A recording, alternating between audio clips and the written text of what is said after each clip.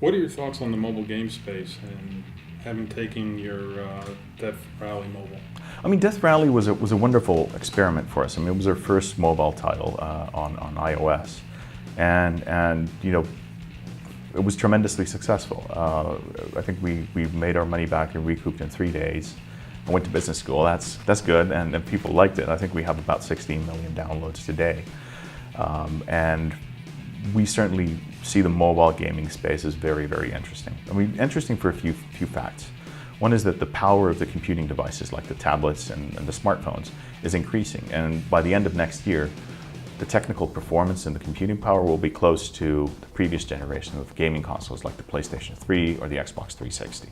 Now, you still have the interface, which is smaller, and you have battery use and stuff like that, but the power is there to make more complex, more immersive, and compelling games. And I think once the fidelity kind of increases then the consumers and the audience will expect higher quality and more depth. The play patterns are a little different, or more than a little different. I mean, an average session of Alan Wake is about 60 to 90 minutes, where we see Death Rally's play patterns being like 3 to 4 minutes. So obviously snack-sized kind of gaming experiences. But on the other hand, you can have many snacks in a row. So there's that. So we're certainly working on a mobile space, and we have games under development there, and it's something that we're really, really enjoying. It's a cool way to interact with your audience in a different way. How has Hollywood influenced your games like Max Payne and Alan Wake? I mean, very much so. I mean, I think for Alan Wake, we had almost this all-American pretty town as the setting, and it's something that you find familiar from pick kind of Northern Exposure or Sheriff of Rome and stuff like that. But so kind of a beautiful city, but with deep dark secrets underneath. And then we take our cues from masters like Stephen King, Alfred Hitchcock, and kind of bring in a lot of the kind of foreshadowing and different elements. So we had a maze in there are certain locations, but kind of going like there's something shining or something akin to The Shining here or there, and there's maybe the birds from Alfred Hitchcock and stuff like that. But I think you can kind of see that influence definitely in Alan Wake from thrillers. And thrillers are interesting because every generation has always had the quintessential thriller. I mean, if you look at thrillers, don't really go out of style. I mean, games have explored horror a lot, but they haven't really done thrillers. And there's a fine line between that. We played with kind of the line between subjective reality and objective reality. Is it really happening or is it in your head? And kind of those themes, which hadn't really been explored in games, and that was really, really interesting.